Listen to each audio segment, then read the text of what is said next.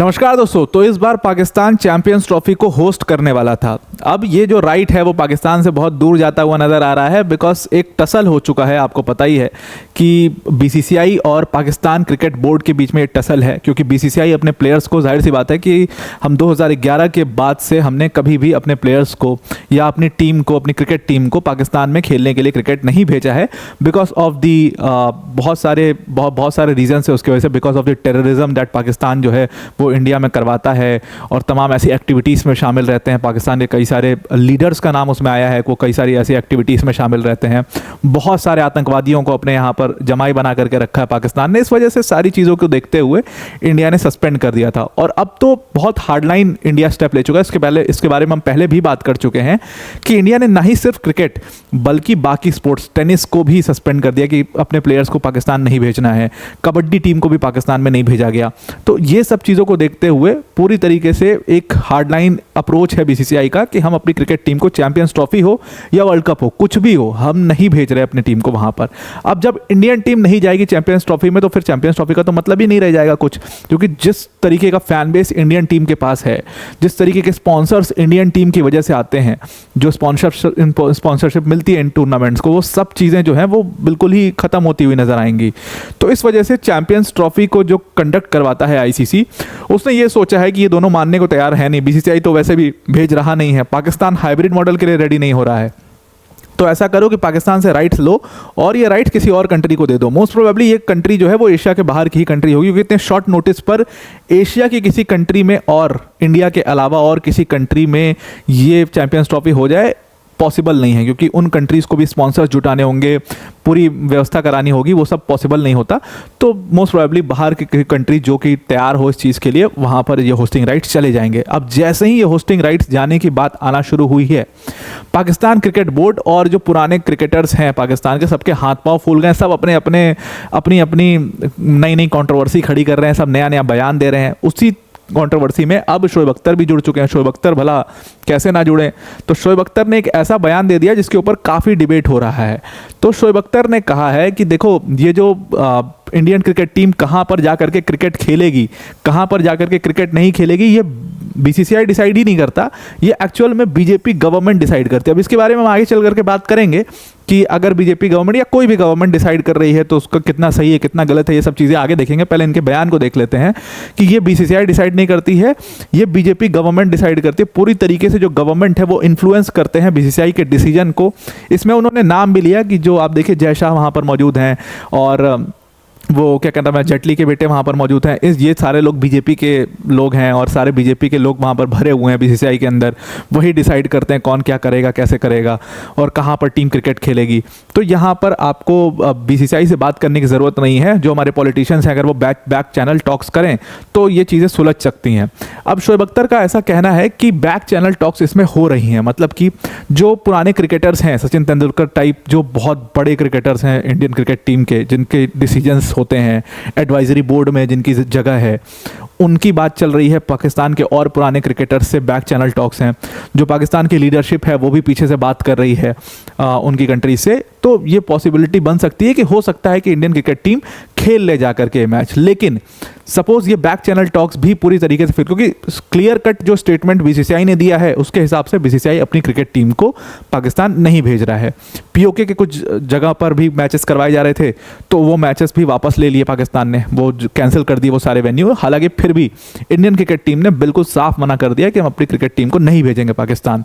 फिर ये back channel talks जो चल रहे हैं उनके हिसाब से, शोएब अख्तर के हिसाब से, पॉलिटिशियंस के बीच में, अगर वो भी फेल हो जाता है तो दो कंडीशंस होंगी। पहला कंडीशन ये होगा कि अगर ये पूरी तरीके से फेल हो जाती है और इंडियन क्रिकेट टीम पाकिस्तान नहीं आती है, तो इसमें पाकिस्तान का नुकसान क्या होगा।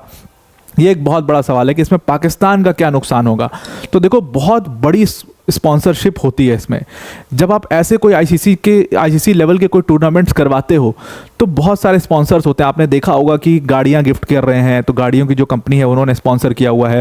एडवर्टीजमेंट बाउंड्री के साइड में लगे होते हैं, सब स्पॉन्सरशिप होती है। क्रिकेट टीम के जो जर्सी पे बहुत सारे स्पॉन्सर्स के नाम वाम होते हैं, वो सब क्या है, स्पॉन्सरशिप है ये सब। तो $100 मिलियन कम से कम स्पॉन्सर्स का यहाँ पर डूब जाएगा पाकिस्तान में। जो स्पॉन्सर्स ने ऑलरेडी ये पैसा लगा दिया है, स्टेडियम्स रेडी करवा चुके हैं, सब कुछ हो चुका है, उनका $100 मिलियन यहाँ पर डूब जाएगा। और ये जो दूसरी होस्ट कंट्री होगी जो कि प्रोबेबली एशिया के बाहर की कंट्री होगी, उसके पास ये सारा पैसा जाएगा, मतलब उसके पास ये राइट आएगा तो वो पैसा कमाएगा उससे। अब यहाँ पर ये लोग ने अब एशिया कार्ड खेलना शुरू कर दिया है, मतलब रीजनल कार्ड खेलना शुरू कर दिया है। तो शोएब अख्तर का कहना है कि ये पैसा जो है वो एशिया में ही रहना चाहिए, एशिया के बाहर चला जाएगा नुकसान होगा, तो ये किसी एशियन कंट्री को ही मिलना चाहिए। तो अगर पाकिस्तान को फेवर कर सकती है इंडिया यहाँ पर तो उनको करना चाहिए, उनको पाकिस्तान आकर के क्रिकेट खेलना चाहिए। अब जो डिबेट जिस बात पर हुई है सबसे ज़्यादा, वो बात क्या है? डिबेट एक्चुअली में ये हुई है कि शोएब अख्तर ने कहा कि बीसीसीआई देखना आप लास्ट मोमेंट पर एक यू टर्न ले लेगा।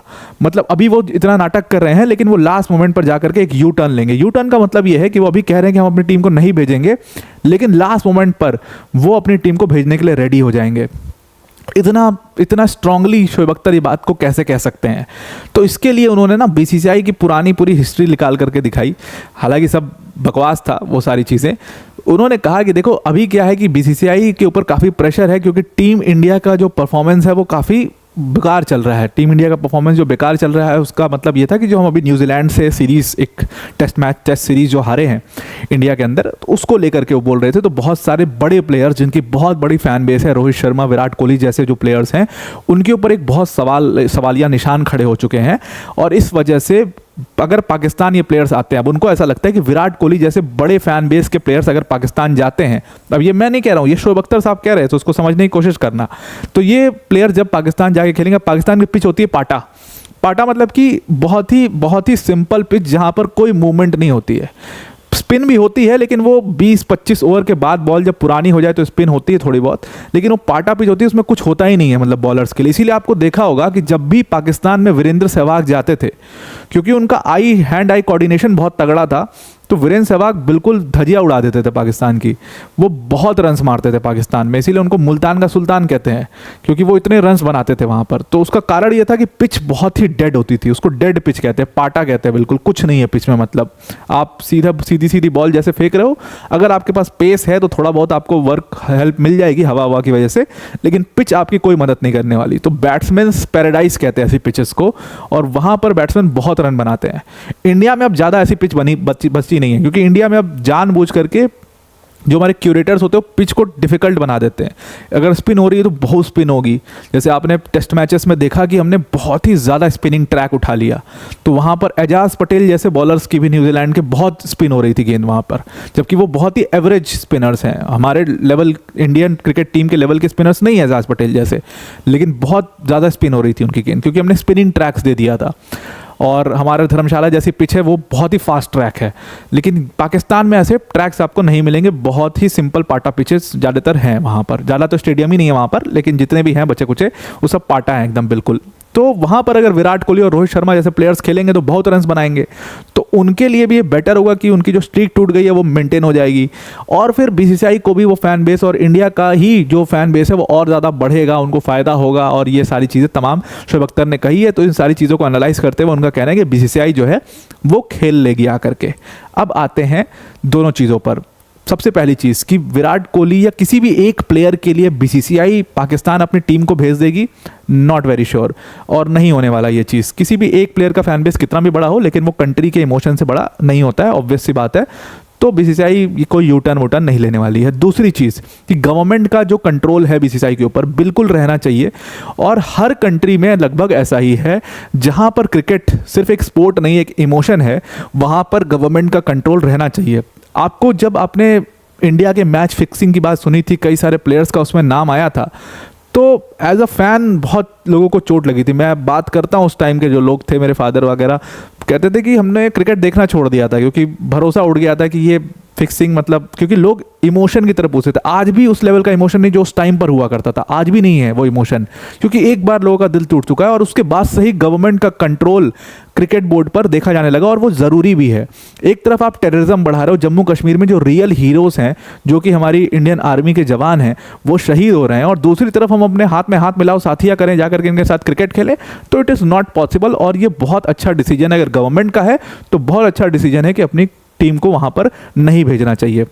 तो आई होप आपको ये पूरा आर्टिकल समझ में आ गया होगा कि शोएब अख्तर क्या कह रहे हैं और उनके हिसाब से क्या होने वाला है, बट एक्चुअल में वो चीज़ होने वाली नहीं है। अब वीडियो को एंड करने से पहले अनअकैडमी टीम की तरफ से एक बहुत बड़ी अनाउंसमेंट है। अनअकैडमी लेकर के आए Unacademy civil services championship scholarship test, और ये स्कॉलरशिप टेस्ट 24 नवंबर को होने वाला है सुबह 11 बजे और शाम के 5 बजे। अगर इस टेस्ट में आप अच्छा परफॉर्म करते हो तो आप इसमें 90% तक स्कॉलरशिप जीत सकते हो, प्लस उसके साथ आप एक्साइटिंग रिवॉर्ड्स भी जीत सकते हो। यहाँ पर आप स्टूडेंट को देख सकते हो वो सारे रिवॉर्ड्स को कलेक्ट करते हुए। फ्री ऑफ कॉस्ट इसकी रजिस्ट्रेशन है। डिस्क्रिप्शन में इसका लिंक दिया, उस लिंक पर क्लिक करिएगा और जहां पर आपको ये सारी फीचर्स हैं वहां पर एक बार इन फीचर्स को भी देख लीजिएगा। और टेस्ट जो है वो 11 बजे सुबह और शाम के 5 बजे 24 नवंबर को है, इस बात को ध्यान में रखिएगा। तो आज के लिए इतना ही। Thank you and have a nice day.